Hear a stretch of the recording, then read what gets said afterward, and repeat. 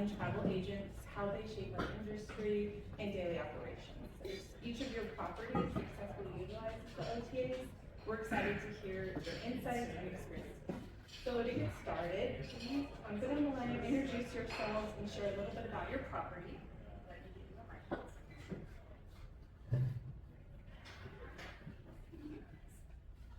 Hey guys, I'm Elizabeth, and we have a hotel, small hotel in Martha's Vineyard, which is a little island off of Massachusetts. Mom and Dad started it in 1987, and so we are celebrating 40 years next year, which is very exciting, and nice to be here. Hi everybody, I'm Abby. I have several properties. The one property that uses rezStream is called Edward's House, and we're located in Fort Collins. We have 8 overnight rooms, and then we have conference, event, wedding space. I do have lots of experience with OTAs. I have a property in Costa Rica as well, so different PMS, but equally applicable to OTA conversation. Thank you, John Roy. We own Welcome Estes Park Resorts and the Welcome Hospitality Groups with properties in 5 states, and so we use all the platforms and are pretty familiar with the different OTAs. Hi, my name is Jenna Boston. I'm with the Murphy's Properties up in Estes Park. We have one hotel kind of in the downtown area, and then one over by the lake, and then a handful of vacation properties as well, vacation rentals. Okay, great. Thanks again for being here. I'll jump right into the first question. And I want to encourage everyone to just feel free to ask your questions throughout. If something you think of something, we'll have something going around with the mic. So please let's be interactive. Okay. And we can just go down the line. Whoever wants. There's 2 mics up there if you guys want to share. Do you want them to have 2 mics? Yeah. Yeah. So that you don't have to pass back and forth. There you go. Thank you. Sorry. Okay. When did you start using OTAs and what led to that decision? So we started in 2016 as we saw the expansion of the global platform and tourism expanding, and the necessary need to have a larger platform and be exposed so our guests could find us. So it was actually suggested by a general manager at the time. We thought it was quite a risk because we felt very confident in our direct bookings. That being said, it really paid off for us in the long run. I will say over the years, we now are transitioning more into direct bookings again and getting away from the OTAs, as that seems to be an ever-moving target working with them. But yeah, it was 2016 for us. Okay, we started using OTAs in Costa Rica. This was like 16 years ago, and forever worked for us. And that was back in the day where you would book by phone call. Seems so recent, so far away. And there was no reservation software at the moment in Costa Rica, so OTAs was like our bread and butter.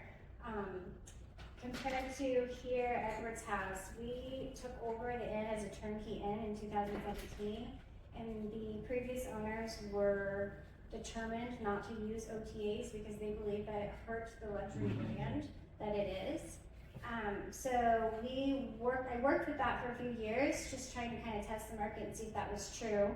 I started signing on to the main OTAs, Booking, Expedia, Airbnb, 2 years after I took over, so 2019, and I saw an incredible difference in the reservations. Clearly, they are your #1 marketer as a small hotel. Unfortunately, they are awful to work with, but they do help, and they leverage your bookings. We got into the game kind of late, so 2019, 2020, so immediately we didn't know there was really another way to do it. Yes, we've always used the OTAs since I've been with the hotels. Estes Park, as you would imagine, it's a very competitive market up there, especially in our off-season and our shoulder seasons. So the more visibility and more areas that we can be seen and be advertised for is better for us. So. if someone was thinking about partnering up with OTAs, what advice would you give them?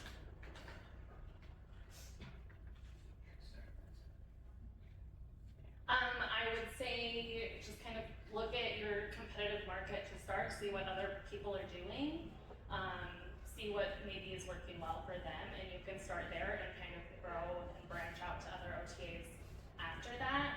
So maybe just that's a good starting point. Yes, so the advice is you can't operate in today's world without them. But you have to realize you work for them. So when you jump into the pool, you work for them now. And it's a trade-off. We'll discuss some of the pros and cons, but that's one thing that you really have to understand. And there will be a lot more that we'll talk about, but you have to use them, you work for them, there's ways to mitigate their effect and turn the tables into your favor. Patience. They are so difficult to work with, such a pain in the butt. Our passwords are actually, we hate booking, 2017. And then one more piece of advice, which I utilize frequently and seems to have a pretty beneficial outcome. Go into an incognito browser tab, search your city, places to stay in Fort Collins, hotels in Fort Collins, see which OTAs come up first, because those are going to be the ones that are most utilized in your area. Similar to everybody else's thoughts, do homework for your individual market.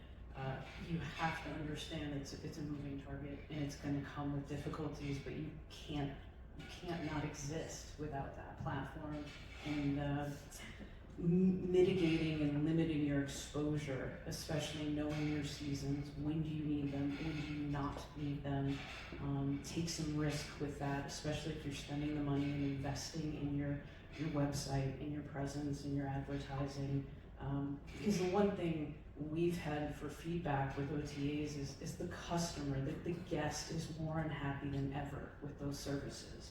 So you have to expect a guest that is not necessarily being communicated with authentically to the charges, and to know that you're going to have to make up for that in some way, shape, or form on site, which is very unfair and awkward, but it's just the business we're in the business they're in. So. Is there anyone not using OTAs in here? Are any of you guys considering using OTAs? Okay. Okay. Do you negotiate contract terms like commission rates or rate parity? And if so, what strategies have worked for you and any tips? This is something I actually would like to know more about, honestly. It was a great question. And I found myself saying, it's something I need to research some more, because we've been grandfathered in. We've been with them for so long. We have a very low commission comparatively to other people that have been with them newer. I don't necessarily want to rock the boat. The commission is high enough for us. I don't, but I wish I had some more knowledge on that, so I could be more educated and ask the right questions and feel like I have a better negotiating stance. But for right now, with us investing more in the direct bookings, I'm not as concerned with that, but I'd like to know more. Curious to hear how other people do it. I just had a quick question. You just joined them in 2016. You have a grandfather commission with your, you had it for 16 years, right? Yes. Yeah, but I don't know about that grandfather. yeah, what's the percentage? What is it? I find we're paying between 15 and 20% per OTA. Airbnb just raised their percentage on us maybe this year. Elizabeth, are you higher or lower? 10%. Not linear. Get it. Okay. I would sign up if it was lower than the 15 standard, but I can't justify it. Yeah. What if all properties colluded together to argue You could do some market study and just kind of calculate how, if your occupancy rates are anywhere below 100 at any point, it might be worth paying that 15 to fill those unoccupied. Exactly. Discuss that. I think I'm curious, Elizabeth, you were direct booking and then added OTAs. Yes. And it sounds like you're really placing a greater emphasis on direct. So I'm curious what transpired during that time frame that's causing you to head back to direct. Yeah, no, good question. So we're getting more and more international clientele, and so that's the reason we have not, gotten out of bed with the OTA, because we really find that they do provide an audience that would be hard for us to capture. That being said, we're so hyper seasonal. I have 90 days to make my money basically in a year, and I know based on my statistics what rooms are going to rent. So I don't even give exposure to the OTA really in those 90 days, but where I find them valuable is the shoulder seasons. But it's also been the investment in doing the Google ads, in spending the money and seeing over the last 2 years the response we've had with the direct bookings, that it's the numbers showing me I feel confident I can get further away from this. Yeah, thank you. What was the original question? Do you negotiate contracts? Thank you. I'm going to keep throwing words at you. Persistence. OTAs will bump up your commission rate kind of without you knowing. They'll send maybe an email and it's somewhere in the middle, and if you don't read every single email that comes from them, which nobody does, you're gonna get bumped up all of a sudden and you won't even notice it. So you have to call at least 3 times, that's the magic number, for anybody to listen to you, for you to speak with anybody who has any sort of authority to change those percentages. But they will. Expedia is the kicker for me on that one. I don't know about anybody else, but they'll just sneak it in, or they're like, oh, you signed that contract when you signed up, and it was like, I offered another 15% off the gold member Expedia players. No, and you can actually convince them to take those off your properties if you're persistent enough. I was gonna say the same thing. When they do resend contracts every time, they always slip something in, whether it be like, well, if any of our members book, then they automatically get an extra 10% off whatever your promotion is. So that's where you really do wanna make sure you're going through everything, because they do make sure to trip you. I'm not sure you can negotiate it. Nobody here is big enough to be able to negotiate the fees. What I would say, just like the rest of the panelists, is you have to be aware of the fees. You have to understand the fees. They vary across all platforms. Once you understand the fees, kind of the rules of the game, there's a lot of things you can do to really mitigate those expenses, and it's really about shifting the way that you're looking at these OTAs. We'll discuss it a little bit more. I don't want to jump ahead, but negotiations, no, not really. Have any of you tried to use them against each other in negotiation? And no? That's not going to work. They're too good. Alright. What are the biggest advantages and challenges of working with OTAs? I touched on some. I'll go ahead and start. So here's the advantage. So OTAs, they're really parasites, viruses, right?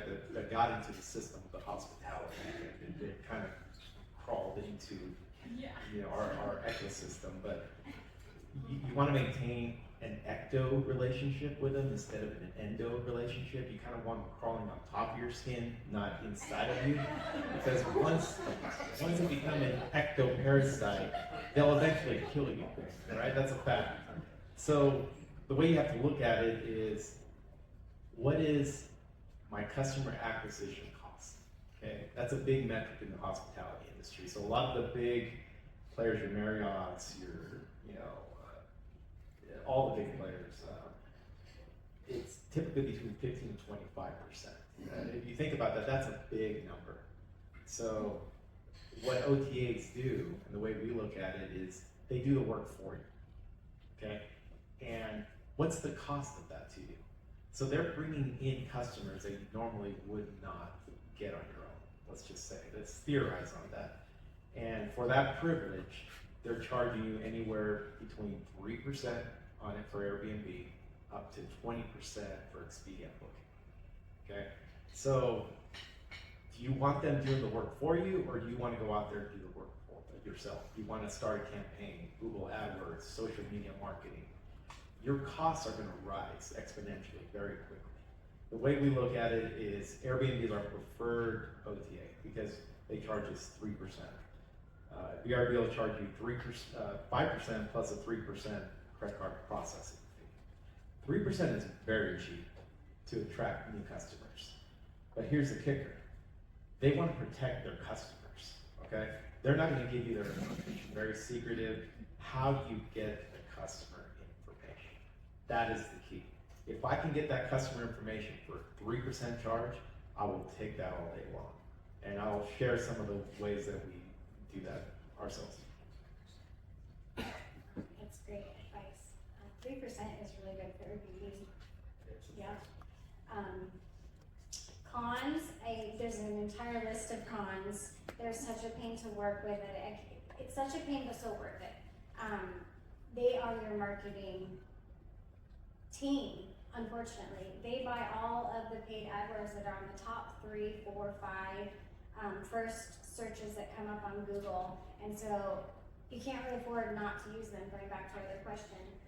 They do bring in new clients and new customers. And then once those customers come in, we try to educate our customers saying, hey, if you book direct, one, you're gonna get a cheaper rate because you can bump your rate over across all OTA platforms. So we actually make up for that percentage in some form or another. And we're so much more flexible. Like, you wanna cancel within our cancellation policy, sure, we'll work it out. You guys are our repeat customers, book direct. And so we try to educate our customers, wherever you go, book direct. You're gonna get the best rate and you're gonna get the best, usually, unless it's like a larger chain hotel in the area, larger hotels, but small hotels, book direct, so. So you stated that, the Google search engine it's paid for marketing and advertising engine. It used to be a really nice search engine, and now it's paid for. AI is going to disrupt that. It's absolutely already doing that because you're aggregating the searches across different platforms because of all of these definitions. So do you think the whole market flips now and changes? I wish I knew the answer, because then I would be ahead. Who knows? The thing about OTAs is not an all or nothing. You can use them to your advantage, leverage them, use them for a while.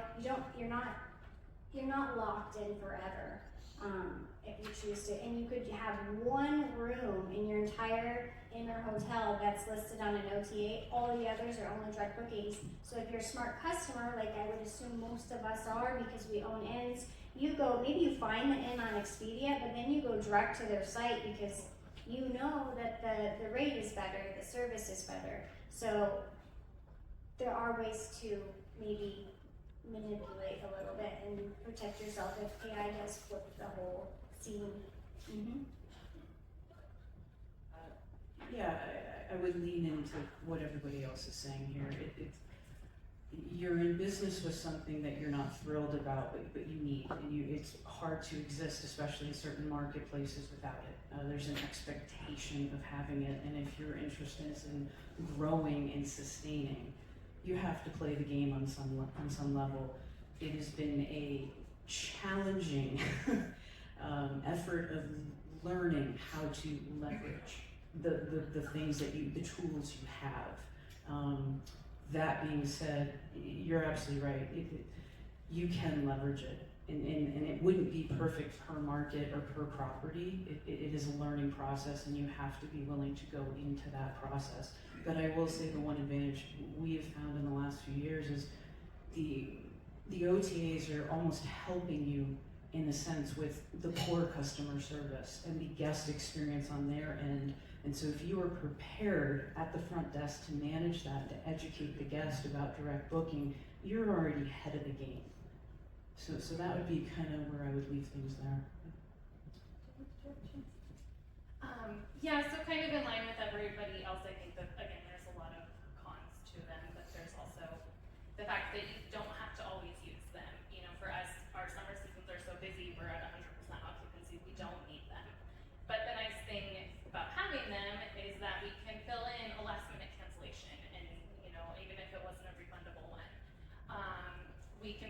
shoulder seasons where it starts to slow down midweek and only have certain rooms or certain room types that we have a lot of available. Just to kind of supplement what we can't get on our own, but in the end, as long as these guests are getting to your hotel, that's when you take over and you become, you know, the face of the hotel, and you can talk to them and get them on your side to always be a direct customer and retarget that. Can I ask a question of you, just to start? Because you must have like 100% occupancy during the summertime. At what point do you pull your, I mean, do you just block from like June 1st or June 15th, let's pull them to the end of the season and? Pretty much. So we'll open maybe a couple of rooms for the summer, and then once they're full, they're full. Just to have that visibility again for those early bookers. Maybe the rates are a little higher that early, and then as it gets closer, we can kind of tweak it from there. We hope to keep them closed all summer, but again, we like the visibility, so a little bit can go a long way.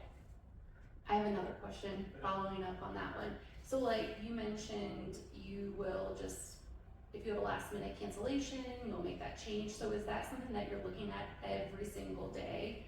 And if so, what are some of the reports that you're looking at to kind of monitor that? So for the most part, you can actually just look at your PMS system and go, okay, whoa, we're completely full, but Wednesday all of a sudden we have 15 rooms available. Like, let's see if we can't get a little bit of help on those, or you know, what happened if we have a reunion or a wedding group cancel last minute on us, then we need to book those rooms. You can open them up a little higher rate on third party and they'll instantly go. I think most of you mentioned using the OTAs as a form of marketing for the property. I'm curious, when you receive the direct bookings, aside from the OTAs, are any of you using the source of contact? And like Booking.com is a source of contact so that you know where the reservations are coming from? And if so, what does that data look like? So with ours, Booking.com and Expedia will automatically come in as the source.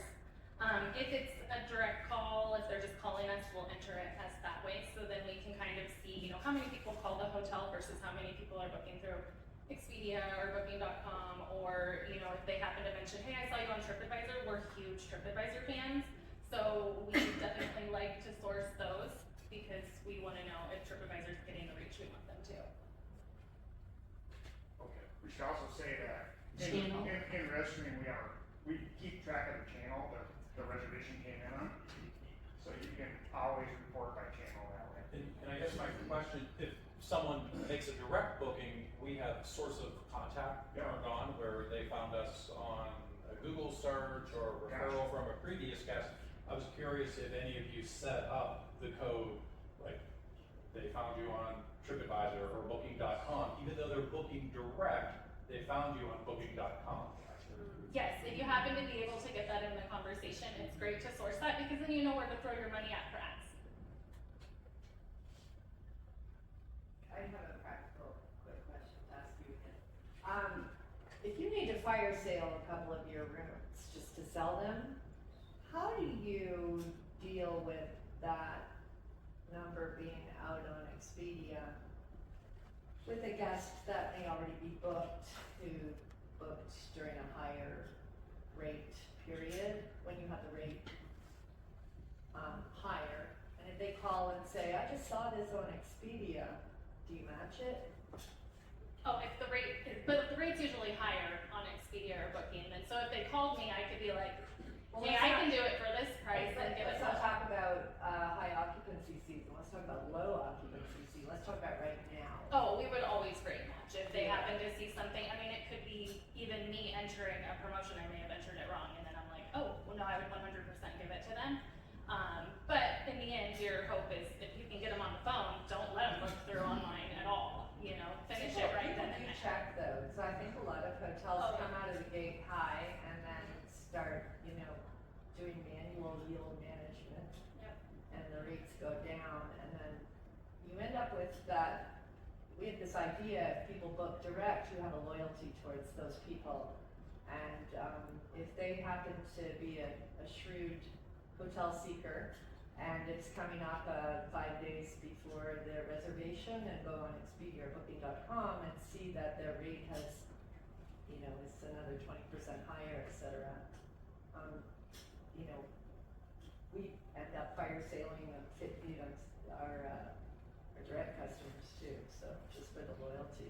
Exactly, yeah, we do the same thing, and I think that's just how it goes, especially in Estes Park being so slow. You have to sometimes make last minute drops, and if, you know, a current booked guest sees that, you got it. If it's a direct booking, it's a direct booking, You so are of never course. paying the same with the guy sitting next to you on the airplane. I was And, gonna say that. I mean, you know, it's like, how much did you pay for these concert tickets? Well. But you'd be But surprised. here, you are like, they know your real estate, they're coming to get you. Yeah, and you'd be surprised, even just rate matching, like, let's say it was $10 less and you gave that to that guest.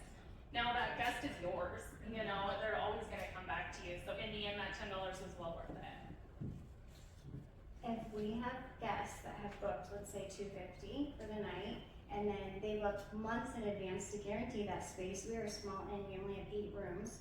If they were to call us within the cancellation window, which for us is 7 days, and they want to rebook it, they can't. We just draw the line there. You have to have boundaries. You can't. We don't rate match. I don't know if that helps answer your question. It also helps if your rooms are different.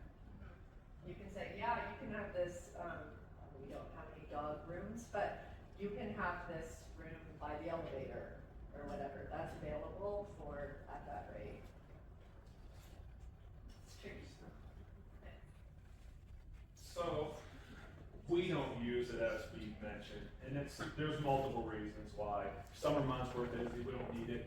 Winter months we do a lot of work on our property. I don't want to sound arrogant that we don't need those, but we do. That's the reason why, because we're owner operated, we do our own maintenance and all that in the off season. But we also talk about in the off season utilizing them just to throw up a unit that we know will not book, just for exposure. Does that work, or is that a negative towards that? We know which ones will book, we would not put on there, but in the winter, we don't get a lot of families. So we would put the family units on, and when there's a search, and like, oh, I would rather have this one with the hot tub and not the family unit. So hopefully the direct booking will come to us either way. Is that a negative towards like booking.com? And I don't think so. They might pester you a little bit and be like, I don't see a lot of availability. I mean, I get that a lot in the summertime. Now it's starting to happen, you know, because we're getting closer to that high season. But that's the same for us. Like, we have a ton of standard double queen rooms that are the most popular rooms in the summer, but in the winter, no one wants them. They want the jacuzzi suites. They want to cook in they want the kitchenettes. They want, you know, they just want those extra in-room amenities. So we do definitely push our standard rooms more on the third party than anything else. they will call you out.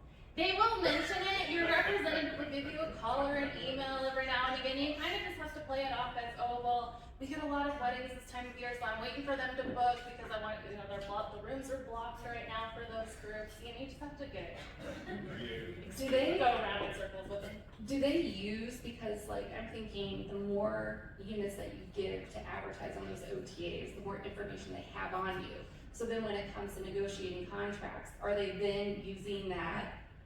Are they like using your data to then kind of put some stricter contract, you know? I would guess so. I would terms think in if place? you're a higher rated and higher volume hotel, they're gonna try to take advantage of that. We hope they don't, and that's again why you kind of have to try to, once you have a contract, try to keep it that way as long as you possibly can.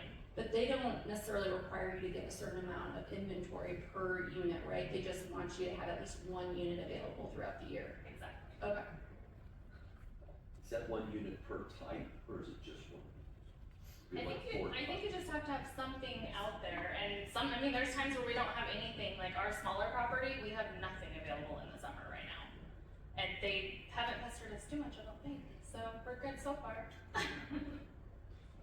I think there's lots of strategies on this. You could take it at any angle. Another strategy would be to put everything up in low season, get it booked, because a room rented is better than a room not rented. So you, based on your hotel and kind of what your pricing is and what your strategy is, try different strategies and see what works best for you.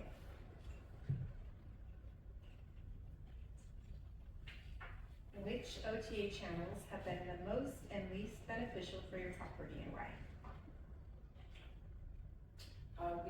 We're unique, we've only ever used Expedia, so, we limit our exposure pretty heavily to them, and, we've been overall happy with the relationship. Again, it comes with its challenges, but I'm really kind of, you know, I couldn't give you a lot of advice outside of the Expedia realm.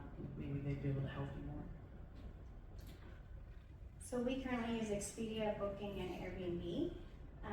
Expedia and Booking are, to me, are the same animal. Again, they're a pain to work with. They bring in business. I think they're about equal. Actually, Expedia is pretty good in our area, but you'll just have to see based on your area what works best. I will say that Airbnb, I find is worth the fee so many times because it seems like the guests that we have issues with damage or a one-off, you know, something broken, always ends up being an Airbnb client, which is okay because Airbnb then handles all of that for you. So it's for me, it's worth paying the fee for Airbnb. You can call Airbnb on your phone and talk to a person. It's incredible. So we love Airbnb, and we don't get as many bookings on Airbnb as we wish we did. There's just a lot of the market saturated for small places to stay, small inns, apartments, etc.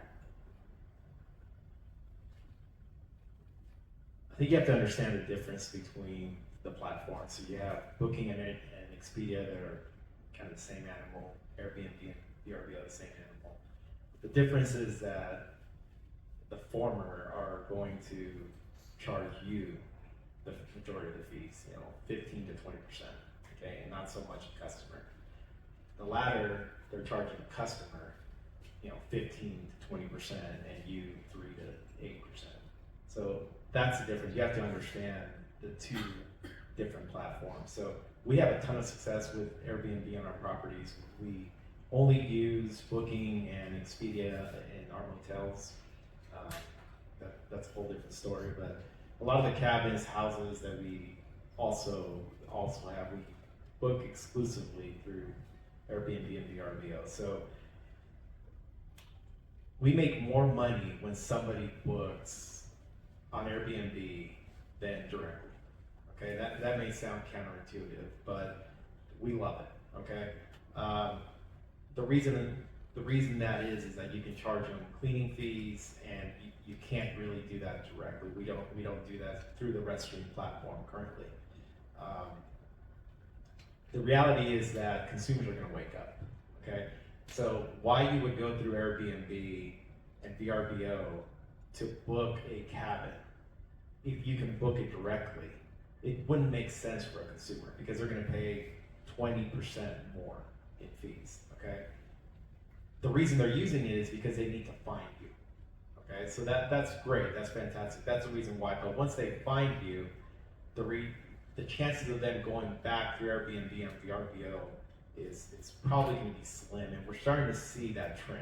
So they find you through these platforms, and then they start coming to you directly. We use Booking.com, Expedia, Airbnb, VRBO, kind of use all of it. Booking.com and Expedia, we get about the same out of both of them. They're pretty neck and neck from what we get from them. And then Airbnb, for some reason, this is always booming. We get way more from Airbnb than we do from VRBO. Not 100% sure why, but like I said, Airbnb's just on the market right now. But yeah, I think that's pretty much all of them. I don't even really know if there's much else after that. So I just had a quick question since you have so much experience, all of you, with the different platforms. We use just Booking.com and Expedia, and so our major competitors are large chain hotels in our town. It seems that if you did use Airbnb, where you get a 3% commission, your competitors are, Joe's house, at AD across the street. Hotels aren't advertising on Airbnb. So if you're a small property, just having a little private revelation here, that, you should say, go away, Expedia and Booking.com, maybe more strongly than that, if you feel like it's necessary. But Airbnb may be a better small property in a town where you are surrounded by massive Hiltons and Marriotts. Just an observation. So the hotel industry is evolved in such a way that it's synonymous with booking and Expedia. So a consumer that's looking for a hotel, that's the first site they go to, but you have to ask yourself, why did they do that? It's the convenience factor. So I even use it when I'm traveling. And the reason is if I'm looking for a hotel in downtown Denver for this weekend, they're aggregators. Okay, they give me all the data in the marketplace in one simple platform where I can just really go down and say, ooh, highly rated, badly rated, high price, low price, right? So then I can nail it down to one or two hotels that I really want to go to. Okay, that's the hotel industry. But they don't control the specialized resorts, cabins, unique properties. Those are controlled by Airbnb and Airbnb and VRBO. So you have to understand the difference. So for the hotel industry, that's a completely different beast. Could you advertise your hotel on Airbnb and VRBO? None of the flags are doing it. I don't know if that's part of their restrictions within their agreements. We have a small hotel, and we do, and it works. We still get more reservations from Expedia and Booking, but we do get them from Airbnb. We're starting to successfully integrate them into our reservation mix. I have a question. I just received, an email, because I've not done VRBO. I tried when they first got going, when there wasn't all the fees and stuff. But when they sent me information this last time, they said the fees were going up. What is the fee now? So it's a 5% fee to you as the owner, and then a 3% processing fee. Okay, so it's a total of 8%. They also do charge you that 3% on sales tax, so you have to understand that. So they charge you 8%, and then they're going to turn around and charge the consumer about 14 to 18%. So if you think about it, this company, VRBO, is generating 25% in fees when a consumer books through their platform. Okay, that is users. It's who knows? There might be legislation in the future, but right now it's really monopoly. And so the consumers are starting to wake up and say, wait a second, we're getting charged 14% on this platform. Let's also see if we can find these hotels directly. So are you incentivizing your customers to book directly when they find it? Because if your rate, for example, if you go to Holiday Inn, IHG,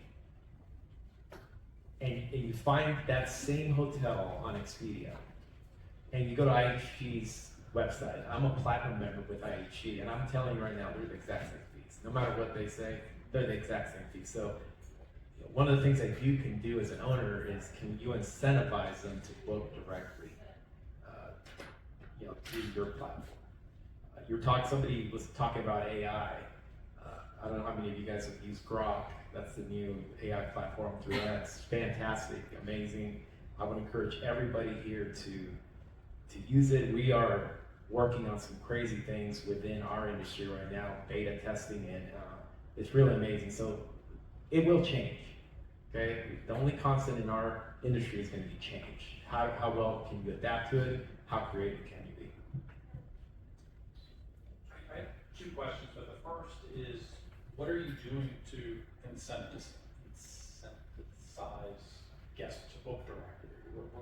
What are some of the things that you're doing? One simple thing is that we have a VIP package that we offer customers. It could be varying anywhere from early check-ins to bottle of wine, box of chocolates, flowers, different things like that.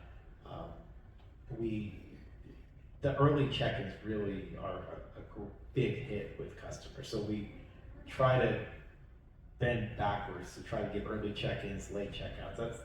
You wouldn't believe how effective that is with a lot of consumers, and they could probably speak a little bit more about that. Our rates. If you're booking $20, $25, $30 cheaper on your direct booking site, you won't catch all your customers, but you'll catch the savvy ones that know what they're doing. Pricing, early, late checkout are some of the things that y'all are doing. The next question, I really don't have a nice way to ask the question, so hopefully people won't think less of me. I'm curious with regards to the different platforms, if maybe there's a platform that the guests aren't as friendly to your property. Maybe there's more housekeeping involved in the booking.com versus Airbnb, or maybe they're more destructive, or the louder crowd, or the rowdy crowd. Do you have, like, is there one that maybe attracts the crowd that you might not prefer? Everybody's back. I actually think it's better for them to answer because I just deal with Expedia, you know, and direct booking, so I unfortunately can't give you the best answers. I'm literally gonna pass the buck. I can say that for my property in Costa Rica, we have more problems with the Expedia booking crew. We're kind of like a eco lodge hostel, not luxury, so you're kind of getting your like middle class, and those clients are looking to save $1 on anything. So if there's a bug in it, just give me a discount. So most of those guests come from those OTA platforms, which is ironic because it's more expensive to book on those platforms. 100% without a doubt, Expedia number 1, Booking number 2, VRBO number 3, Airbnb number 4. Where do direct bookings fall? Direct bookings are great. We have very little problems, but we have a reservations hotline, customer relations manager that does nothing within our group but handle calls, reservations, complaints. I'd say probably 80% of the complaints and calls and follow-ups from a time consumption standpoint are for Expedia and Booking. Yeah, I agree with Expedia and Booking. Maybe it's because of Estes Park and it's not really like a party scene or anything like that, but VRBO, Airbnb, we've had just amazing guests. I don't think I can say I've ever had a really horrible guest. I believe that's why, because Airbnb is the only platform that holds your guest accountable. You actually get the opportunity to review your guest, and guests are very aware of that if they want to book any other location ever again.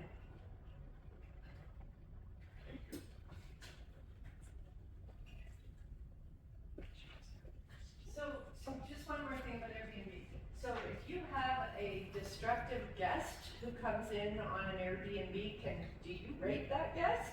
Absolutely. You rate them. Rate them, and then you can also, Airbnb gives you an extra layer of insurance and coverage, up to $1 million in damage actually. And I've utilized that in several instances, and they follow up and they will take care of that guest. They'll even kick them off the platform. So you can publicly say, this guest threw up all over the bed, and he didn't tell us. Yeah. Well, they won't let you, even the guests won't be able to see how you rated them until they rate you. Okay. So it's kind of like you try to play the middle ground. But So you can't do that on Expedia and Booking.com, FYI. You can't say this guest was a It's kind of when there's no ramifications to your actions, you're not going to care. Right. It's the same conversation I have with my teenage daughter recently, and my son that's off in college, thank God. But talking about the rating system, that's a whole different game in and of itself. You've got to become aware of the nuances of it, and it's really an art and a science to it. I could talk to you for an hour on how to do it effectively because it took us well over a year to really understand it and to come up with some strategies to really play that game. Because I mentioned earlier, you now work for the OTAs once you put your resort, your whatever property into the OTA platform. And when I tell you work for them, you work for them. They tell you when, how, where, and how to do things. And the ratings, if you don't get that right, you're gonna disappear off the searches, and eventually you could get kicked off the platform.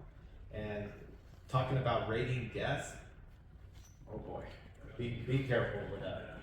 I will add to that, if somebody does have an instance like you mentioned, and you rate them very low, they'll have revenge and go to any other platform that's public that they can rate you on to make sure that you're aware that you were not supposed to give them that rating. So be careful. I think you always be a little bit more gentle than you want to be. But when a guest books from Airbnb, do you see their booking and you can go to look at their ratings on before they show up?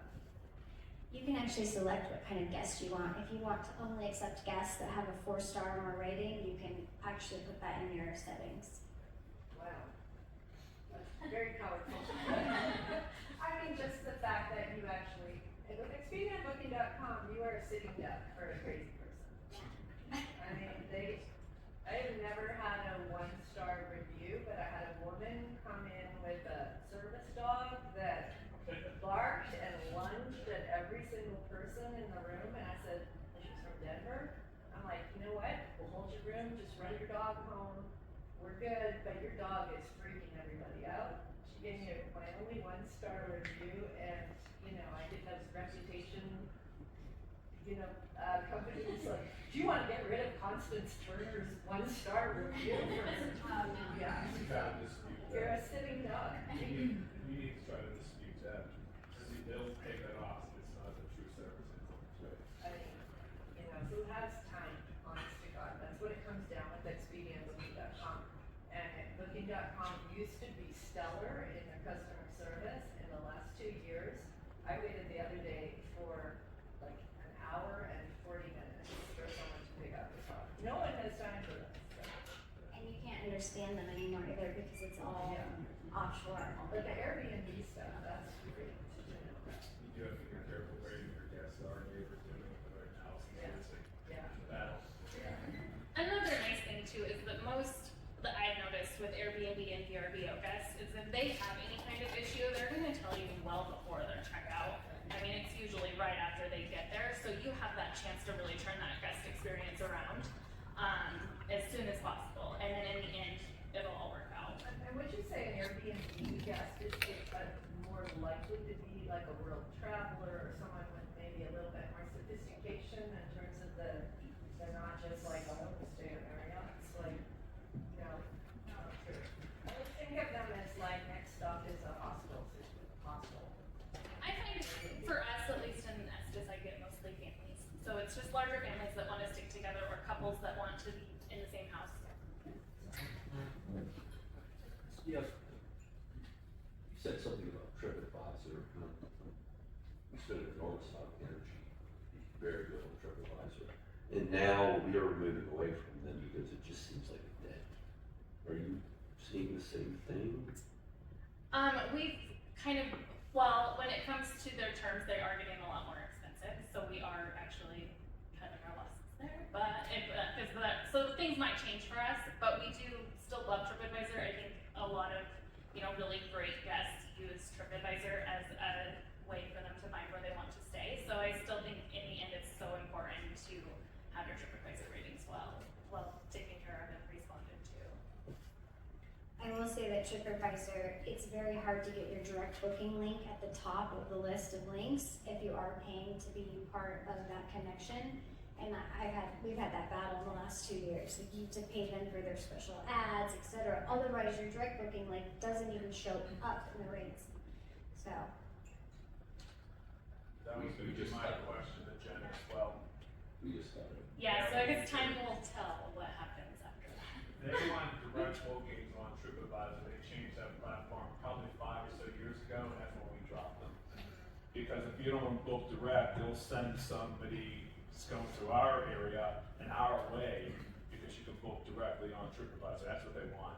Yeah. But I just received an email like 2 days ago that they're changing the platform again. I haven't even read it yet. Yeah, I'm not sure on that either. Yeah, we used to love them, but I think they're trying to keep up with all the changes as well. I wanted to mention one more really really important tool that we've all forgotten about, which is Google Hotels. And I was really thrilled when rezStream made that connection because if you do type in places to stay in Denver, Google Hotels is actually the first thing that's going to come up, and that's huge for all of us small inns, and it's huge that rezStream has made that connection. So thank you, rezStream.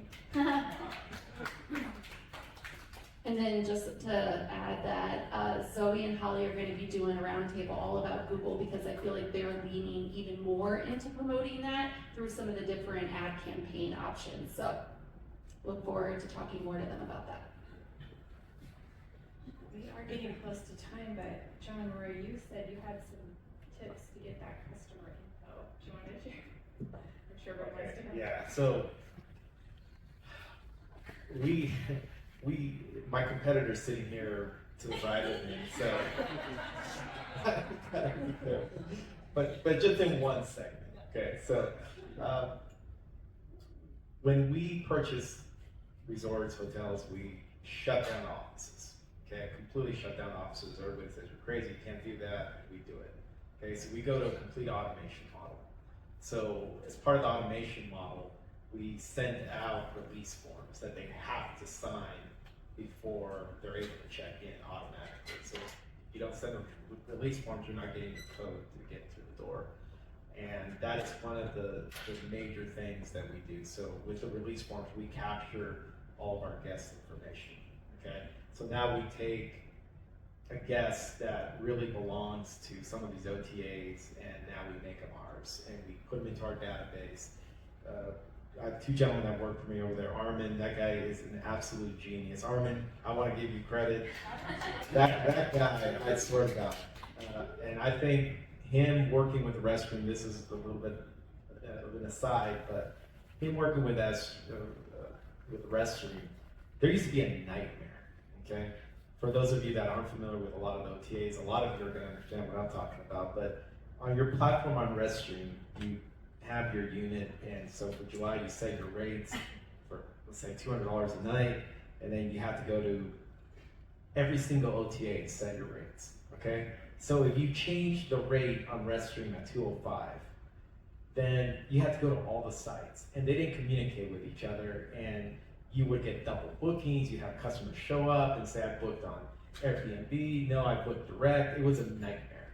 So along came another little virus called MyAllocator, and you have to subscribe to MyAllocator and pay for them so that they could kind of sync all the programs together.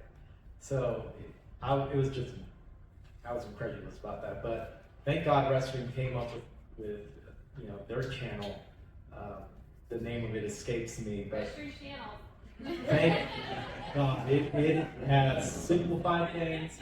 It has made things so easier. So now you go on rezStream and you set your price, and it communicates with all the OTAs, and it makes it very easy. Price changes, everything updates them. So going back to it, there's a lot of different ways. Some people do it through Wi-Fi, sign up for our Wi-Fi program, but we're able to capture that information, put it into our newsletters, so social media accounts. There's lots of different things you can do to get creative once you have that information, okay? And that will grow over time. So the OTAs are going to evolve, just like the parasites that live in this world do, okay?